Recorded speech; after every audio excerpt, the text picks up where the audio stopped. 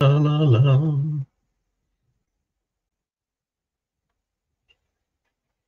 Okay. Okay, sa alright. Bagay ba? Bagay ba mga ka ano, kakardo? Kakardo kritiko, 'no? Bagay bang mag-ano ako, magsombrero? Subukan, suwayan lang nato. Okay, so tabingi yata. So, ah, maayong buntag sa maayong buntag, maayong udto, maayong hapon, maayong gabii, 'no, diha sa Visayas ug Mindanao. Ah, Magandang araw naman sa mga kababayan natin sa Luzon. Ah, Ito nakita ko lang 'yan sa Facebook ano, yung, picture na 'yan 'no, at yung mga nakasulat na pamagat or ano bang tawag niyan, caption. So, dinagdagan ko na lang ng, sa obserbasyon ko 'no, ang inyong lingkod si Carlo Critico 'no, ang obserbasyon ko, magbre-breakdown itong si Sara 'no. Once na magsimula na yung impeachment, para itong ano, para itong, kandila na mula sa tigasin, maangas, eh, pupunta ito sa pagiging, ano, tuliro, tulala, ah, magiging tulira, tulala, 'no. So, mukhang sa sarili kong tingin, mayroon siyang gano'ng, ano, mayroon siyang gano'ng, kahinaan 'no. Ah, Magaling lang kung, nakakalamang 'no, matapang kung nakakalamang nung mga panahong nasa puwesto pa yung kanyang ama 'no.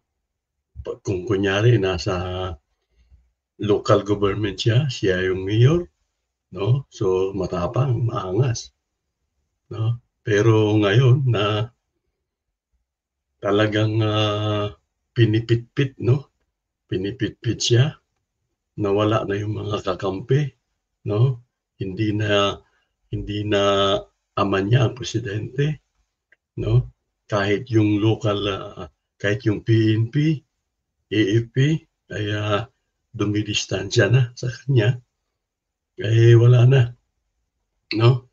So itong picture na 'yan 'no, may binanggit pa nga diyan na si Tory ang bagong Trillanes na kinatatakutan ng mga siyempre ng mga Duterte 'no. CIDG chief 'no, nakahandang tumistigo sa impeachment laban kay VP Sara. So, tingin ko diyan maaari naman talagang mangyari 'yan dahil itong si General Torre ang siyang, pangunahing nag-imbestiga doon sa pagbabanta niya, ha. Naalala niyo yung nanlilisik ang kanyang mata dun 'no, para siyang, ano, para siyang naging mayroong mental illness 'no, na nanlilisik ang mata sa galit at hindi niya nakontrolado yung kanyang mga, galaw, yung kanyang mga pananalita 'no. Hindi na siya vice presidente nung time na yun 'no. Naalala niyo yun nung gabi na nasa opisina siya di umano ng kanyang kapatid sa Congress 'no. So, buong bansa at, internationally dahil, nasa internet yun, nasa YouTube lumabas, sa online kumbaga, maraming nakapanood 'no. Nagwala siya dun at, nagbanta ng mga pagpatay 'no. So, siyempre ang binantaan niya isa yung presidente niya. Siya na vice presidente, ang binabantaan niya yung kanyang presidente na si BBM, yung asawa ni BBM 'no. At siyempre pa yung grabeng galit nila kay, yung House Speaker na si Romualdez, 'no? So, lumabas yung kanyang, parang, kung sino siya, 'no? Lumabas yung tunay niyang pagkatao sa panahon yun kasi ang ano natin, yung kasi ang parang pangkaraniwan niyan sa atin lumalabas yung ating, totoong ika nga kulay, totoong pag-uugali. Once na tayo ay nasa, galit, nasa gipit na pagkakataon, 'no? Yung mga pagkukunyari mo kung ikaw ay kalmado, kaya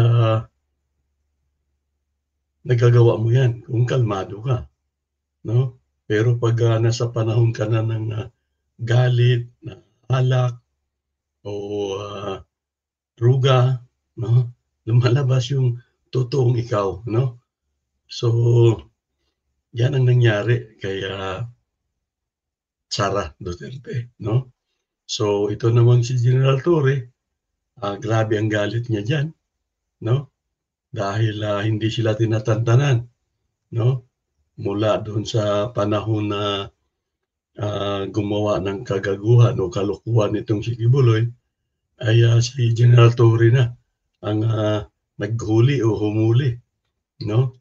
At sino ba namang hindi nakakaalam na yun ay, supporter nila, kakutsaba nila, katsukaran nila, 'no, si Kibuloy, taga Davao din, yung baluarte ni Kibuloy, 'no?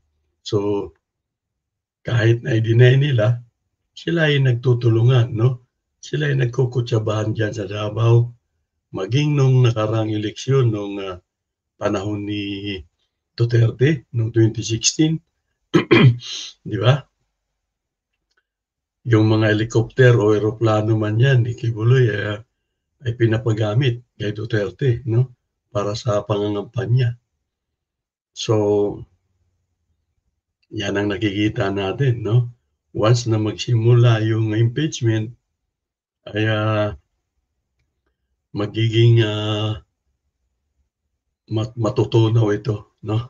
Kahit na kahit na sabihin pang kukuha sila ng napakaraming, magagaling na abogado, 'no? Mag-ubos man sila ng kanilang bilyon para pambayad sa mga abogado, ay naniniwala tayo na napakalakas ng, mga ebidensya, 'no? Para maidiin, 'no? Maidiin sila, 'no? Madiin lalo itong si Sara, 'no? Oras na simulan na yung impeachment, talagang kakalkalin yung mga Mary Grace Piatos, sino-sino ba yung mga yun, 'no? Lahat ng mga kumuha ng pera, yung mga kumbaga yung mga nasa resibo ng kanilang confidential fund at yung iba pang budget ng DepEd, 'no? Kakalkalin yun, 'no? At, kung mayroon siyang, kasama sa kanyang itinatago yung kanyang mga ari-arian, oras din na kakalkalin yun, yung mga bank account nila, patay na, 'no? Tigsay na, 'no? Kahit tayo mga simpleng ordinaryong tao lang, yun ang makikita natin, 'no?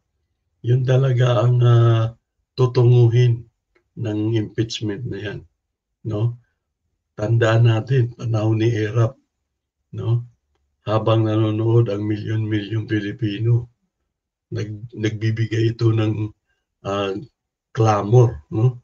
Yung parang, yung parang ano ng tao, yung nagiging, posisyon, nagiging, gusto ng tao, mayorya ng mamamayan. Magbibigay ito ng parang mga, ah, ah, ano, paninindigan ng tao o ng nakakaraming tao kasi napapanood naman nila, 'no? So, iba ang tingin ko, 'no? Ako ang tingin ko talaga mawawala ito sa ano, normal na mawawala ito si Sara sa normal na kaisipan, no? Once na magigipit na sila, no? Sa impeachment na darating, no? So, mayroon pa akong idadagdag, no? Pero bago yun, no? Kung hindi ka pa nakapag-subscribe, no? Paki-subscribe, pakipindot yung notification bell para tuwing meron akong tulad nito, kwentuhan, meron akong binablog na pinag-uusapan natin, kaya una kang ma-inform ng aking channel o ng YouTube, no? Okay, so ito pa, dito pa nga lang ano, ito, yan, no? Dito pa lang sa bagong press officer, no, ng Malacanang na si Claire Castro, napansin niyo ba? Parang 5 days na yata ang nagdaan, ano? Hindi na nakasagot itong si Sara, no? Hindi na nakasagot doon sa banat ni Attorney Claire. Kung natatandaan nyo, yung kung lagi kayo nagsusubaybay, ang huling patutsada nitong si Sara ay yung sa Cebu. So bilangin nyo, ilang araw na ang ning-agi, no? Kung sa Bisaya, iphanin nyo kung pila na kaadlaw ang ning-agi. Wa na makatubag, no? 'Di ba nag-ano siya dito, tawag nito, iniengganyo niya kung sa Tagalog. Iniengganyo niya ang mga tao na magwala, magalit sa gobyerno, lalo na kung may mga kapalpakan daw, no? So, ang sagot lang naman ni Attorney Claire sa kanya, bakit piling-pili yung ano mo, as usual, parang bias, no? Parang yun ang gustong puntuhin ni Attorney Claire. Bakit piling-pili yung panghihikayat mo sa tao na sila ay mag-alsa? Bakit nung panahon ni Duterte na napakadaming, o ng ama mo, sabi nga ni Claire, na napakadami ding korupsyon, patayan, bakit hindi ka nagsalita ng pag-aalsa, no? Hindi ka nang hikayat sa mga taong magwala, magalit, no? So, natamimi siya, no? Hanggang ngayon, hindi na nakasagot. Ano sa palagay niyo, no? Nasa isang kwarto ba siya ng tralala na nagmumuni-muni ba siya ngayon, no? Yung mga more or less 5 days na hindi na hindi lumabas. Kahit sa mga local media hindi ko napansin. Ewan ko kung mayroon kayong bagong video na napanood siya, no? So, abangan natin, no? Pero sa maniwala at kahit sa hindi, ako, inyong si Carlo Critico, at alam ko maging kayo ay ganun na rin ang iniisip, no? Mapipit-pit ito si Sara, no? Once na magsimula na ang impeachment hearing at maglalabasan na ng ebidensya, mawawala ang angas nito, no? Magiging tulala at tuliro ito. Sa pantaha ko, no? Sa Tagalog yan. Kung sa Bisaya, sa akong pangagpas, no? Sige, so yun lang muna ang ating mapag-usapan kasi wala siyang bagong no? Walang bagong riskback itong si Sara. So, wala tayong pwedeng tawag nito, wala tayong pwedeng pag-usapan ng mga bagong kwento ng buhay nitong si Maria Pretos, Mary Grace Piatos. Okay, yun lang mga kaibigan, mga kaigsunan, no? Paki-subscribe uli, no? Paki-share, paki-comment, okay? Magandang hapon o araw sa inyo lahat at salamat sa panonood.